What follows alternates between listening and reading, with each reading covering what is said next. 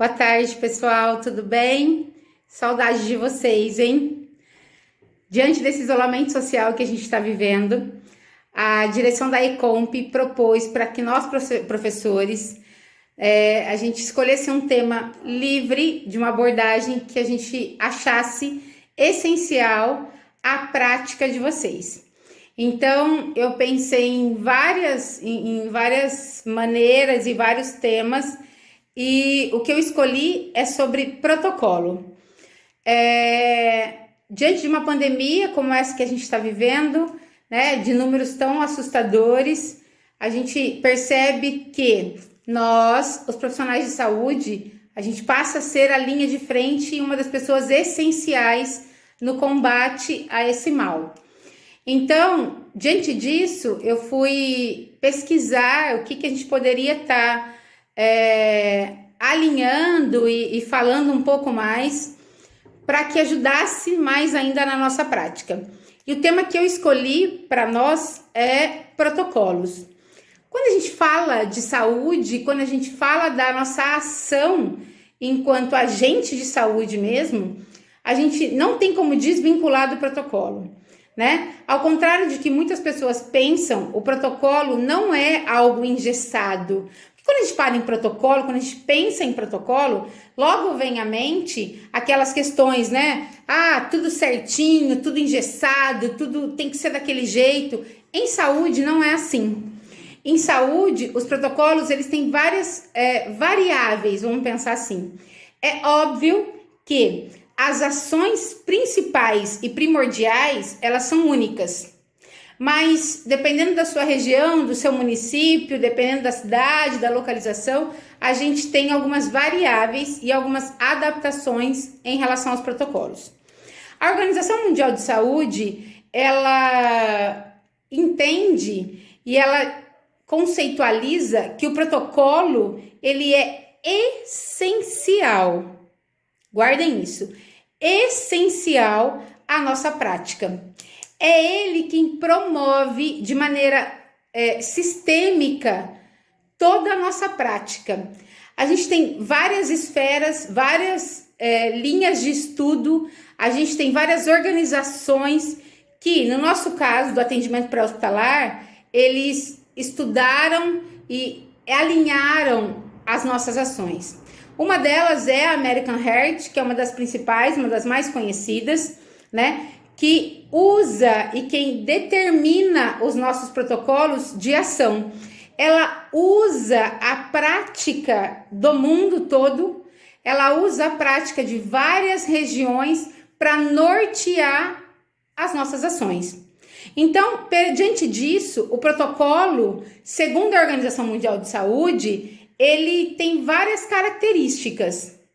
Uma delas é sistematizar a nossa ação, ou seja, o protocolo sistêmico, ele vem para organizar a nossa ação. Ele organiza a ação dos profissionais de saúde no atendimento pré-hospitalar.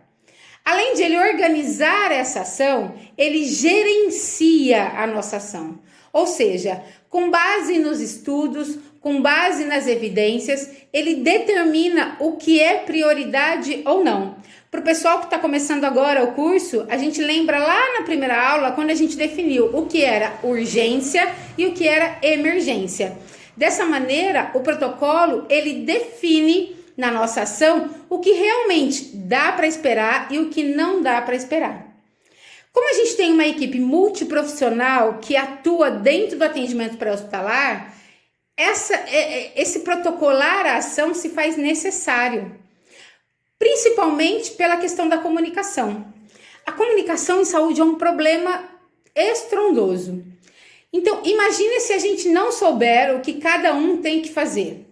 Como é que ia ficar o nosso atendimento, né? Pensando em um atendimento de emergência, ou seja, um atendimento que não dá para esperar, que a situação é de risco iminente de morte, se a gente não souber o que cada um faz dentro do atendimento, ia virar uma bagunça, as pessoas iam bater cabeça.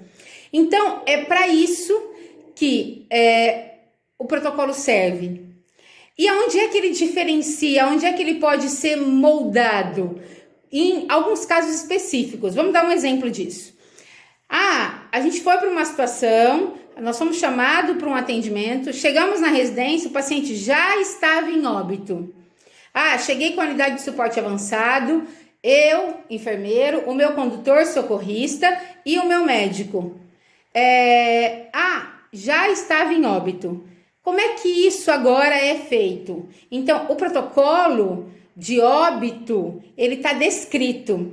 O que varia são as particularidades de cada município ou de cada estado. Por exemplo, em Bauru, eu tenho que mandar esse corpo para o serviço de verificação de óbito, para o SVO. E eu tenho um caminho a ser feito até o SVO. Em São Paulo, esse caminho é de uma outra maneira. Em Ribeirão, por exemplo, em Curitiba, esses caminhos também requer a particularidade de cada município, de cada cidade. Então, o protocolo, ele monta a nossa ação, ele direciona a nossa ação, ele sistematiza a nossa ação e gerencia o que cada um tem que fazer, só que ele não é engessado. Nesses casos, em alguns casos específicos, ele precisa ser moldado, conforme o que cada município, conforme a particularidade de cada cidade ou de cada serviço. Outro exemplo, quando a gente vai levar um paciente para o pronto atendimento, o pronto-socorro central, né? Eu tenho uma maneira de deixar o paciente lá. Na Unimed, eu tenho outra maneira. Na Beneficência Portuguesa, eu tenho outra maneira. Como assim, Edilene? Não é só chegar e entregar? Não, é que às vezes eu tenho um caminho diferente em cada lugar. No pronto-socorro central entra pela sala de emergência. Na Unimed entra especificamente pela captação. Então, assim, é só isso que diferencia. Mas a ação nossa em si, ela é única. Então, eu vou para um atendimento de uma parada cardiorrespiratória, uma PCR. Como é que é o meu protocolo?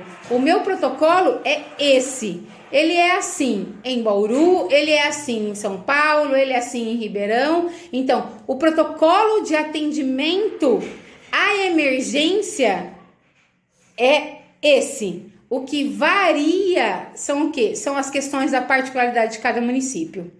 Né? Então é importante a gente delimitar que os protocolos, eles são sistêmicos, eles são gerenciais, então ele sistematiza a minha ação, ele gerencia a minha ação, ele melhora a minha comunicação, porque quando eu sei o que cada um da minha equipe pode ou deve fazer, as coisas se tornam muito mais fáceis. Assim como ele constitui um instrumento da minha prática. Como assim, Etilane? O protocolo ele delimita a minha prática. Como é que é a minha prática?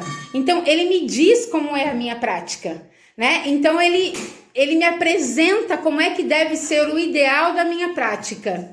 E aí, eu tenho que treinar em cima disso. É por isso que a gente fala, quem em atendimento pré-hospitalar, não existe o não treinar. O treinamento ele tem que ser contínuo, diário, sempre, sempre, sempre. Porque toda vez que a atualização de protocolo, às vezes muda uma coisinha ou outra, muda um minuto ou outro, agora atende assim, agora é 30/2, agora primeiro tem que ser o respiratório, depois agora não é mais respiratório, é a compressão. Então a gente tem que estar sempre se atualizando para justamente saber como é que rege ou como é que deve ser a minha ação.